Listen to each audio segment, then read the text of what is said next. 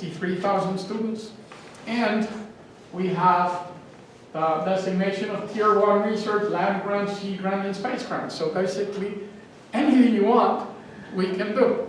And guess what? All these three have to do with disasters. How you're monitoring them, what the effect is when something happens with a big wave, or the whole idea that research should be for people. When you look at a university, it's about transformational learning, transformational discovery and innovation, and transformational impact. It's not about teaching, it's about creating learning experiences. And this is from some of the work that we have done. When you look at the university as an ecosystem, it's the same as the other one. In the center above, it's an interaction and collaboration for research, creative work, scholarship, and engagement space.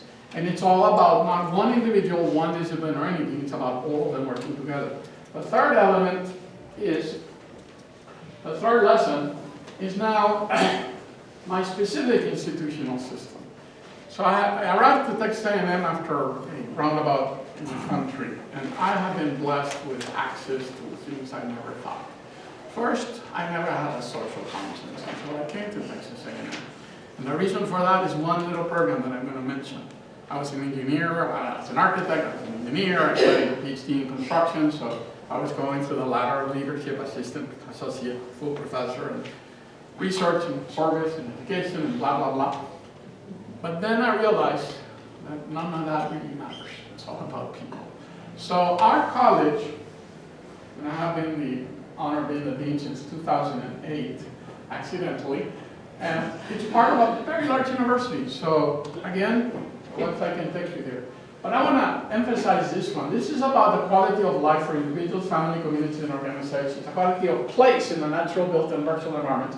And it's quality of human endeavors. That's how we define what we do.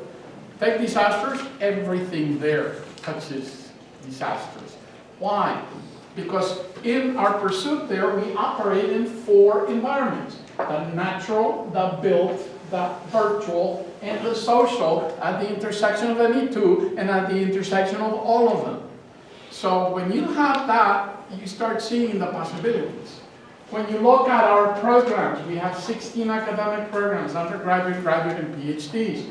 So we have architecture, construction science, landscape architecture, urban planning, and visualization, which people say, well, what's that? Well, there's not one single movie that you have not seen, from Pixar or Industrial Light and Magic or Imagineering, that does not have a lot of our students. So we have one big one there. As a college, our capacity includes disciplines in regional and urban planning, architecture, landscape architecture, land and property development. We are also very active in construction, facility and asset management, and visualization. So we are bookends for everything that touches your lives as members of society. We have units of knowledge acquisition, generation, and all of that. We have a Center for Health Systems and Design in partnership with the College of Medicine. We have a Center for Heritage Conservation that uses advanced technologies for documenting cultural heritage. We have Center for Housing and Urban Development, sustainable urbanism. We have a Center for Leadership and Management. We have a Center for Hazard Reduction and Recovery. This one is world known, and we do a lot of work with our Hazard Center. But we also have an Institute of Applied Creativity. We play. It's a sandbox. Institute for Sustainable Communities, and a Texas Institute for Technology-Infused Learning. And we also have 2 extension programs. We are responsible for a legislative mandate on the whole border with Mexico. Every single thing with a color there, we are responsible. We work at 42 community centers embedded in the colonias, which are very interesting informal settlements. They also face disasters. So we have the counterpart of that, which is the Texas Target Communities, which is the rest of Texas.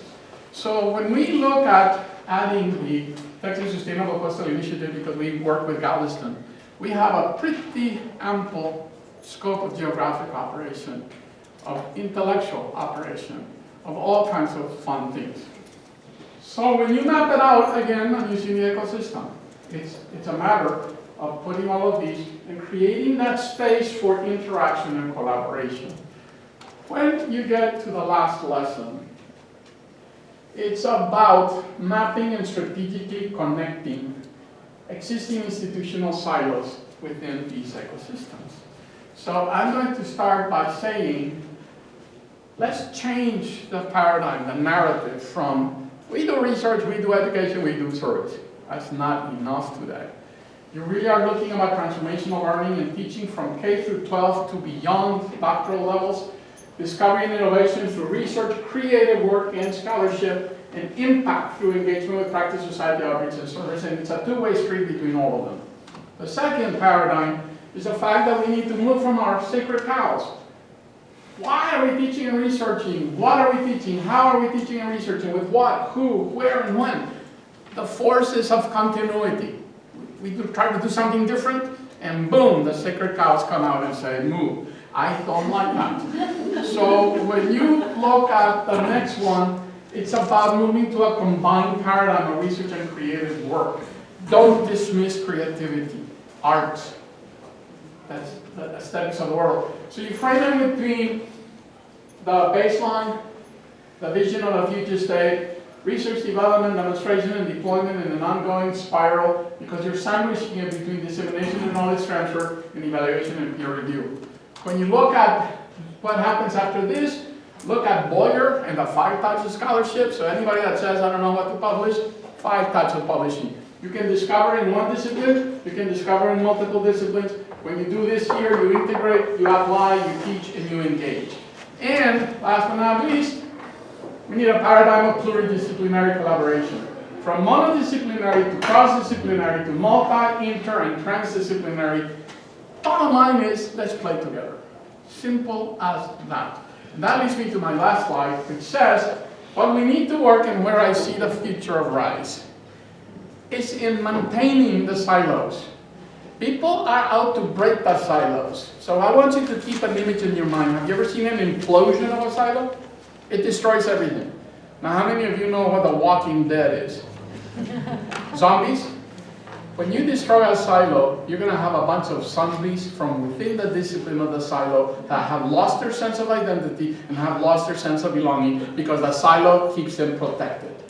So what you need to do is you need to open windows, open doors, so that windows to see what's going on, doors to move around, bridges at the different levels of the hierarchy, stairs inside and stairs outside, and yes, tunnels, because not everybody wants to be seen working with those on the other side of the street.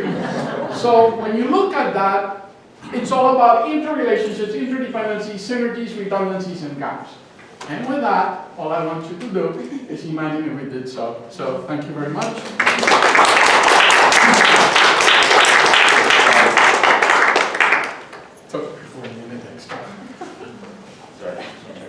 So we still have a half hour, a little bit less than a half hour to have a conversation. I want to just frame a single question and then open it up to everybody in the room to discuss with the panelists. I appreciate all the different projects. It's fantastic to hear about all the different assets and institutions and centers and interdisciplinary research that you all are doing. And Jorge, I appreciate the kind of piece at the end about refocusing all this back on people. And one term that I actually didn't hear in any of the presentations was trust. And it seems to me like one of the most important things, at least in my own personal experience working with communities, is developing trust so that all the knowledge that we produce, the communities will actually use it. They feel like they're connected to it, that they've had a part of this.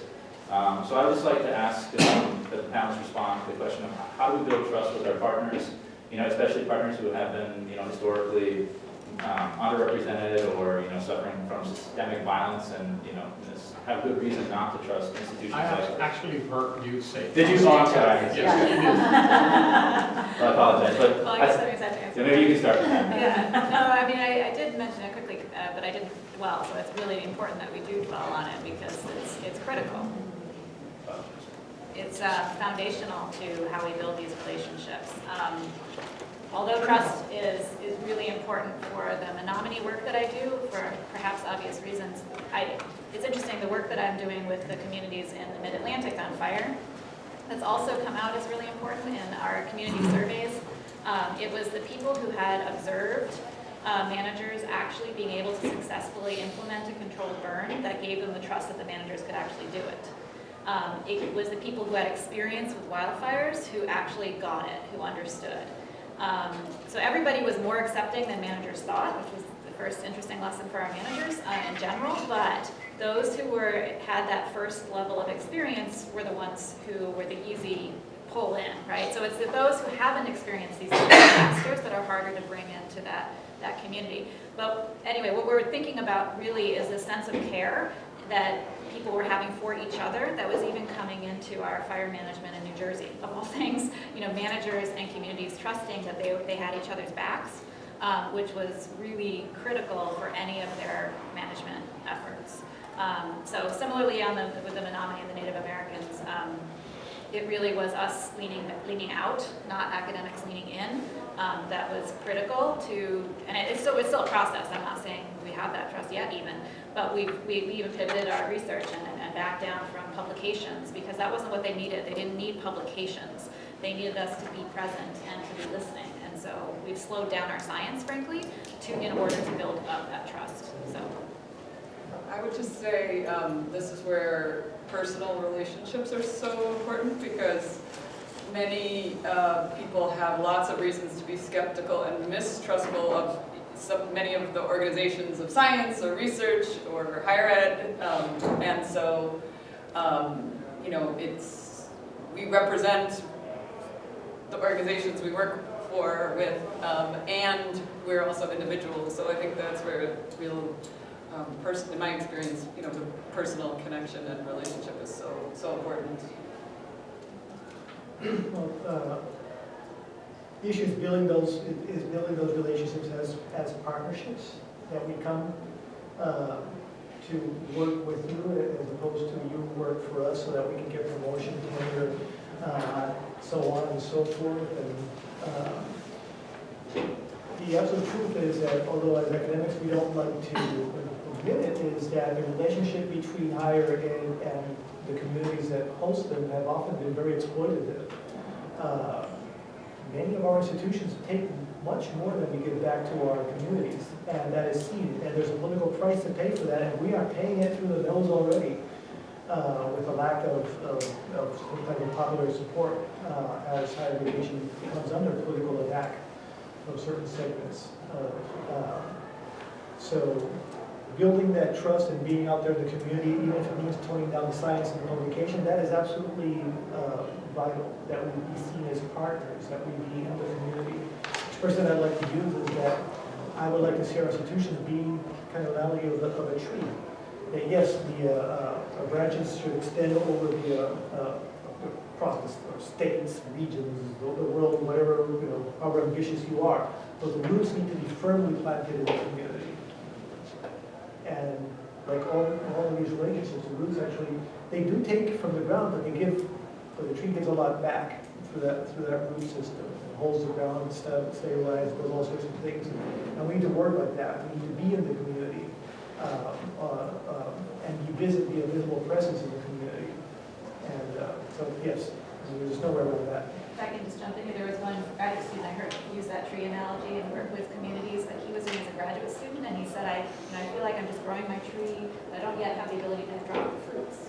That was an interesting, because we don't often think about the fruits that we're giving back to those communities. So part of our process in choosing NGOs to work with CUNY, and I'm saying SUNY too because you're here, but part of the process we had is there were representatives, myself included, from CUNY and SUNY, who went to Puerto Rico in April before the program started, and we spent 6 days going out, seeing and assessing the damage, but also meeting with various NGOs that were working down there and interviewing them and finding out what their process was as far as going in and helping the communities. And there were some that were sort of these like stat teams where they go in, they fix quickly, they get out, they move. We all tended to agree that we kind of liked more of the holistic nonprofits who had basically established themselves in very specific neighborhoods where they needed help, where the neighborhoods needed help. And the first thing they would do is go out every day. They had a team that were fixing and then a team that were going out in the community saying, who do you tell us who you think needs electricity, or who needs a tarp, or who, so the people in the community were actually the ones directing the help. The NGOs were buying as much as they could from the communities, right? So we made sure if we had to feed our students, that we were going to get a local business that were going to feed our students. So I think that plays a very, very big role. they didn't see us as anything other than part of the community after one summer, and we actually kept going back to the same areas. So I think all of it is just asking the people that actually live there and not assuming just because we had engineers and we had the best tradespeople in the city of New York, all of these other very, very talented people, not to go into a community and assume that you know what they need. I'm going to be very pointed. You can't have trust without two other ingredients. One is respect, and the other one is a commitment that brings two people together. I cannot earn your trust unless you're willing to give me your trust. I cannot earn your respect unless you give me the respect. And unless there's something in the middle that brings us together, it's not going to happen. The two entities that I said about the Texas Target Communities and our Colonias program, I'm talking about trust. That is definitely it. How can you work in communities that are marginalized, demonized, stereotyped, accused of everything, and they are our citizens for 2 or 3 generations that just happen to be at the lowest level of poverty? How do you gain that trust? Hey, I'm from the university, I come here to help. I'm from the government, I'm here to help.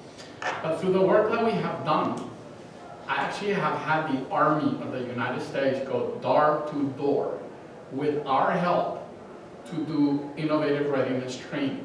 The first time that I mentioned in my college that I was going to have the Army doing surveys, they wanted to skin me alive. And then they realized that it's a program that exists. Why do they need to train in another country where they can train inside? And the benefits for the community have been great. So trust requires those 3 elements. And the formula is very simple. Begin by asking. If you already have an answer, you're looking for a nail if you have a hammer. The second thing you do is you actually listen. What a novel concept. And based on what you hear or think you heard, then you do. And then you ask again. And you stay on that cycle until you get it right. And then the most important thing of all, it's not a one-night stand. It's an ongoing commitment over time until they build the capacity to say, you know what, we can do this on our own, and then you say goodbye, thank you. It's a culture of giving and building, not of taking and using. So here. I'll just stand over here. So my name is Helen Cheng. I'm from the Science and Resilience Institute, so part of the CUNY family. I had a question about the sustainability and maintenance of the ongoing work. Obviously, we're talking about a disaster, a single disaster, but there are chronic disasters that are happening every day. They're ongoing, so it's flooding or extreme heat. How do you maintain the good work to keep that going? Even though there's a lot of complexities with local government, even university bureaucracy. So what's the model for that? Because we often struggle with building trust, but there's a lack of trust with local government, especially New York City. And then researchers have limited funding. And so how do you keep that going? Well, I can respond for what I know in the fire science community, which is it did take some federal investment. The Forest Service and the Department of the Interior created what are called Firewise communities. So this is training initially to folks who stood up and were interested in terms of how to protect your home from a wildfire, right? So that's ostensibly what they're there for. They say don't have the brush next to your home, put the wood pile over there, and basically educating folks how to mitigate. But what it has done is it creates communities of empowerment and knowledge within the communities that is community driven. And so what's interesting for us in the work in the Mid-Atlantic is that those exist in New Jersey because it was seen as a fire hazard place, but they didn't exist in Pennsylvania where they're starting to do burning. So there was nobody that the Pennsylvania managers could go to within the communities to get that buy-in that was so critical, which is where the academics came in. But having those Firewise communities, they are clearly had a positive impact in the communities because the communities could adapt and be resilient to whatever their moving needs were, right, through time. But it became also the focal point for people to engage from outside, from academic industry. So I don't, is it resilient in the face of climate, driven wildfires in California right now? I don't know, but at least it's persistent through those events. Yeah, I guess I would just kind of build up what you were saying about integrating into the ecosystem of the institutional commitment, right? If you have a program and you have a commitment that's publicly declared as a priority for the institution, then you can be consistent and kind of align throughout, different times with different things that are happening in the world, that priority. But it's not easy, and especially with, obviously, attention and funding, and things can go up and down, and there are times where it might really be a struggle to sustain. But it's a great question. Yeah. Well, I wonder, you were speaking about working with students to maintain continuity across the project. I mean, for these longer term projects, I wonder if that's not a bridge between what we do as teachers and what we do as researchers, and building capacity for the next generation to take on these tasks. No, absolutely. Kind of addressing the question also, your point, the big point, because you mentioned the costs and resources. The truth is that the resources and costs of reducing vulnerability or increasing resilience are way lower than cleaning up the mess after a disaster. And let's remember that once a disaster occurs, essentially we fail. As a society, as a people, as an institution of higher ed, public sector, private sector, when the disaster occurs, it's a failure. We failed. And it's the we failed. And it's much more actually cost effective to maintain the work on reducing those vulnerabilities, increasing resilience through programs like we said, Firewise. So the National Weather Service has the Storm Ready program, there's the Tsunami Ready program, which are probably similar in structure, and offer these means of involving community and the academy in these efforts to increase that sustainability and train new people. For example, I have Dr. Alfonso Antoni here is a previous colleague of mine, also of the Puerto Rico Valle West, and we can be very proud to say we have an example of that there. Myla Pérez was our undergraduate student way back then. I think that's a good example of how these things just go on. But ultimately, the ledger is much more favorable if you spend less money in a continuous stream on increasing resilience and trying to clean up the mess afterwards. Now the problem is that some people don't like to do that. They see it as cheaper to let's just deny climate change, and we don't spend that money now. If something happens later, well, someone else is going to pay for it anyway. And that's what we as academics and communities and all the different stakeholders need to fight against. That's for that. It's kind of a hybrid remark and question rolled into one. I'm just interested to get you guys' take on it. As far as what do you think the role institutions can play when it comes to really addressing the human element within relationships, and namely, I think a lot of times that the implicit or sometimes explicit bias that exists when it comes to the approaches or the attitudes or ideologies that the individuals who are sometimes on the ground or are curating the programs that they may or may not be aware of, and at times that sometimes leads into that cycle effect of being back to where they start. So, I mean, what role, and the question mainly is what role do you think institutions can play as far as addressing and dismantling the bias and the bias that exists for that human element and creating relationships between communities and really getting over that trust? I think there are two things that you can do. Institutions need to have skin in the game. If they just depend on public institutions or whatever the state legislature is going to give them, if they just stay, always waiting for that piece of money that comes down and then complying because we never have enough, that's pretty bad. So the first thing that we need to do is change the leadership and the role of universities.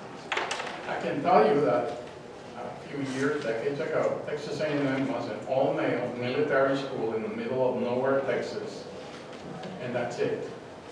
Today, more than 50% of the student body are women, and we are doing research, and we're doing all kinds of things.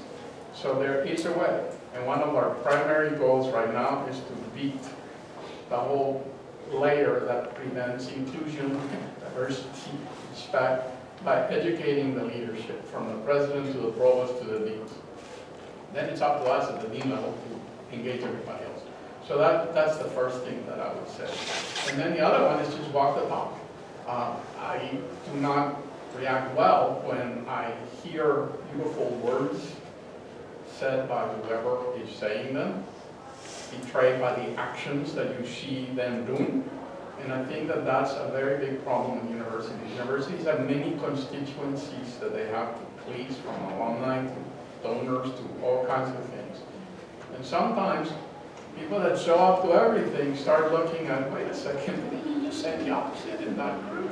So I think it's a matter of all of us empowering ourselves, and not wait for Superman to come in and save us. We need to take control. Everybody says the faculty own everything in the university. That's not true. But if it were, imagine the university that we would do.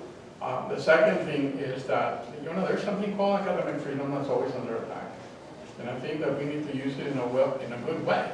And I think that, again, it's not destroying the system, it's actually infiltrating it and changing it from inside. And I think that that's where I think it's an excellent, really important question, because so many of our institutions are perpetuating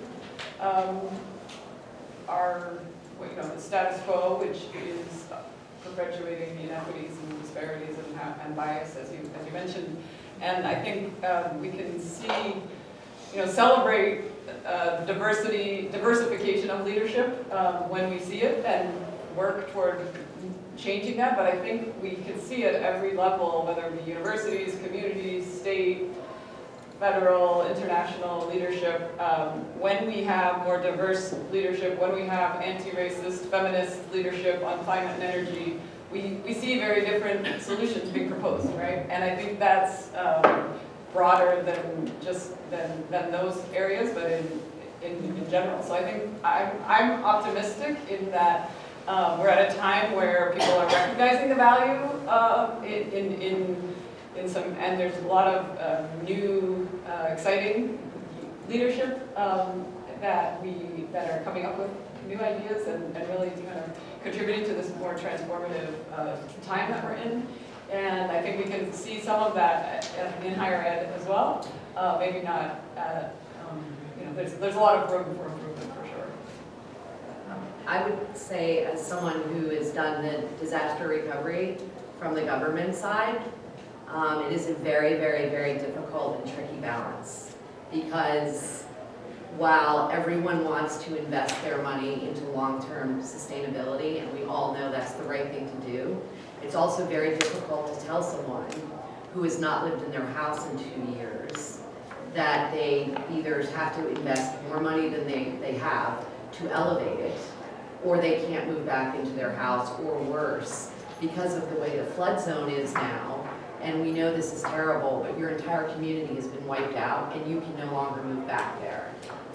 So it is, and I ran the constituency services department for storm recovery. It is a very, very difficult thing to tell people that there is nothing we can do short of, we can give you the exact value of your home. And you can tell those people that they can rebuild their home exactly the same way it was, but you can't rebuild it on Long Island. You have to rebuild it on, in New Jersey someplace. And at the same time, balance those investments with, we can't keep going back there, and we can't keep rebuilding these houses, because eventually the federal government, with good reason, is going to start to say, why have we rebuilt this house 2 and 3 times? So it's very, very, very tricky to try and please everybody.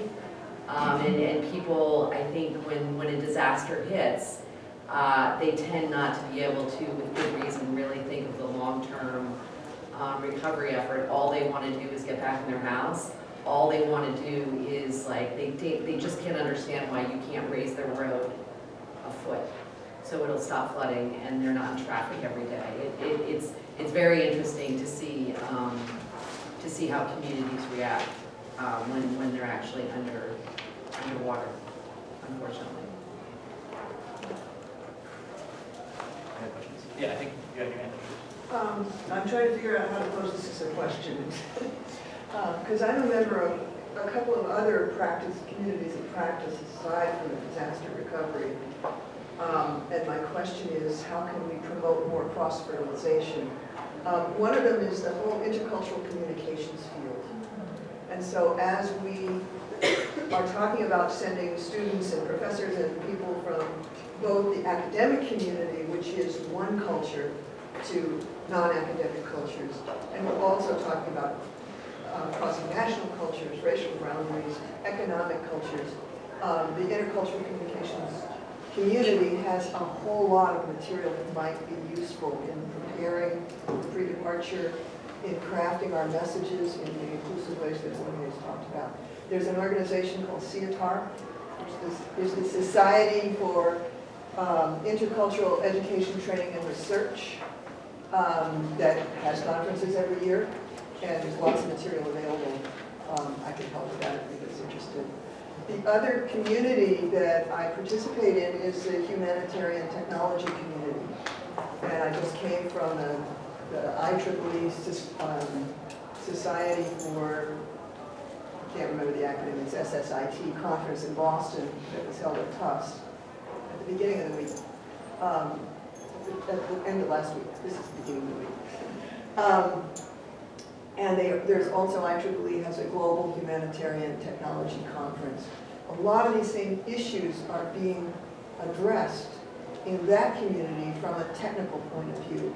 So is there any reason why we don't, as peers, these are conference peers, community practice peers, and academic peers, is there any reason why we don't reach out to those and do more cross-fertilization? I made a question out of it. I'm in a geography program, so I would say we do try to engage. We're so broad, but we have people doing GI science and geoanalytics and geovisual analytics, and a lot of people in natural hazards work that are trying to think about platforms, similar to what you were sharing with me earlier, platforms that are the interface between the big data and the users, and thinking about how to best create those so that they are actually usable. So there is science that's happening in that front, but I think it falls in this middle data ground, that universities probably should pay more attention to. It's also, though, in the people-to-people ground, because as the scientists go out to do research, and we talk about the communities don't want to feel like they're lab rats. That's right. And they don't want people to come in and say, here, I have a solution for you, spend a year building their technical whatever, and then leave. Exactly. So it's addressing those issues. The scientists worldwide are very good at sharing data, partly because the scientific community is the culture. Some of these other things are a little harder. Yeah, I mean, and to be critical of a land grant mission, right, that's always been just squarely in agriculture, and squarely with a people-to-people relationship, people going out to a farm and talking about this, and hasn't really evolved with the needs that we have today, which is multisectorial and using larger data and other kinds of practices. So there are faculty that are individual